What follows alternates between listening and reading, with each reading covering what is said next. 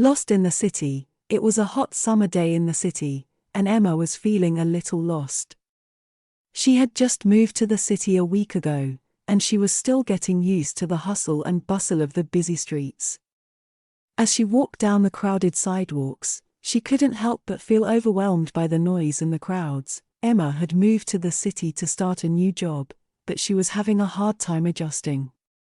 She missed her small hometown and the quiet, peaceful life she had there.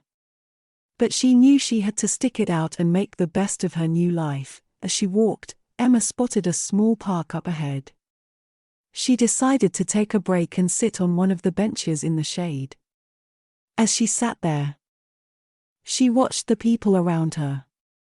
There were families with young children playing on the swings and slides, and older couples walking hand in hand. Suddenly, Emma heard a loud noise behind her. She turned around and saw a group of teenagers laughing and shouting. They were running towards her, and Emma felt a pang of fear. She didn't know anyone in the city, and she didn't know how to handle the situation. As the teenagers got closer, Emma realized that they weren't coming towards her. They were playing a game of tag, and they ran right past her without even noticing her. Emma breathed a sigh of relief and chuckled to herself. She realized that she was being silly and letting her fears get the best of her. She decided to get up and explore the city a little more. She wandered down the streets, taking in the sights and sounds of the city. She passed by shops and restaurants, and she could smell the delicious aromas of food cooking. She saw street performers playing music and dancing, and she couldn't help but tap her foot to the beat. As Emma walked, she noticed that the streets were getting quieter and less crowded. She realized that she had walked too far and had gotten lost. She didn't know how to get back to her apartment. Emma started to panic. She had never been lost before, and she didn't know how to find her way back. She looked around, but everything looked unfamiliar. Just then, Emma saw a friendly face. It was an elderly man sitting on a bench, reading a newspaper.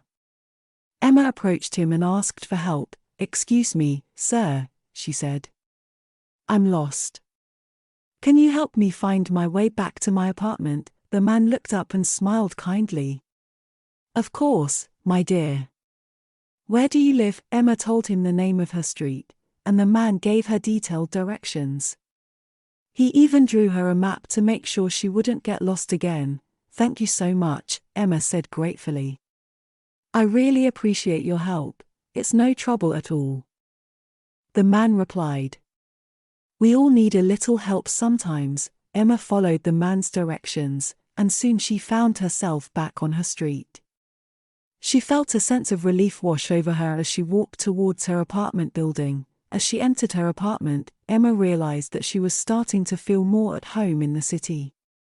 She had met a friendly stranger, explored the city, and had even gotten lost and found her way back. She knew that there would be more challenges ahead, but she was ready to face them and make the best of her new life in the city.